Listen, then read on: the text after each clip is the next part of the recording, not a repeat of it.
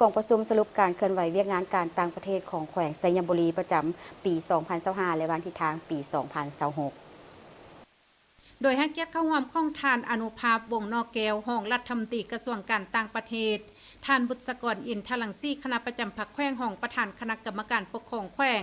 มีบรรดาทานคณะเลขาธิการสภาประชาชนแขวงหัวหน้าห้องหัวหน้าแผนกการกรมกองห้องประธานคณะกรรมการปกครองเมืองรัฐวิสาหกิจอ้อมข้างแขวงและพนักงานรัฐกรภายในแผนกการต่างประเทศพร้อมโดยพนักงานที่เกี่ยวข้องเข้าร่วม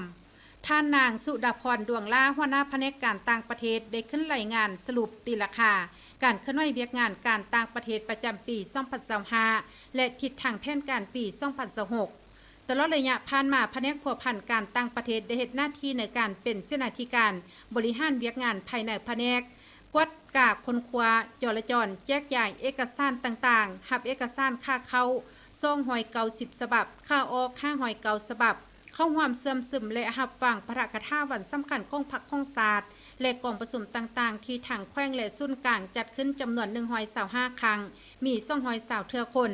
พร้อมนั้นก็ได้เสื่อมซึมเอกสารที่สำคัญของพรรคของศาสตร์จำนวน5 ครั้ง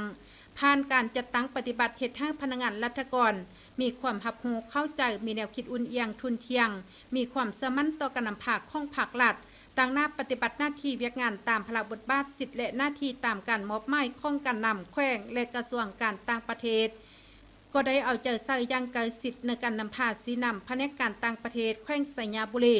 ในการจัดตั้งพันขยายเวียกงานร่วมมือกับต่างประเทศตามแนวทางนโยบายของพรรคเพื่อสันติภาพเอกราชมิตรภาพและการร่วมมือเพื่อพัฒนาในกองประชุมท่านเมเกตตาไซห้องหัวหน้าแผนกการต่างประเทศได้ขึ้นรายงานการจัดตั้งปฏิบัติเวียกงานคุ้มครองคนต่างประเทศที่ดำรงชีวิตอยู่แขวงไสยบุรีในระยะผ่านมาผ่านคำสั่งของคณะกรรมการ